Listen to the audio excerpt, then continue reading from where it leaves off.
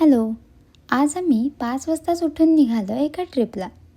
वाटेत मस्त धुकं, निसर्गाचा आस्वाद घेत आम्ही निघालो फोंडा घाटाच्या दिशेने.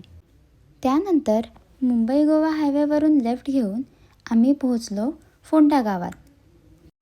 घाटात आल्यानंतर निसर्ग एवढा सुंदर बघून डोळे भारावूनच गेले.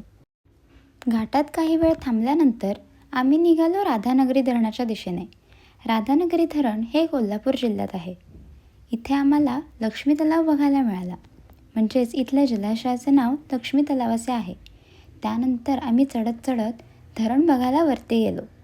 पण तिथे व्हिडिओज काढणं किंवा फोटोज काढणं अलाउड नव्हतं.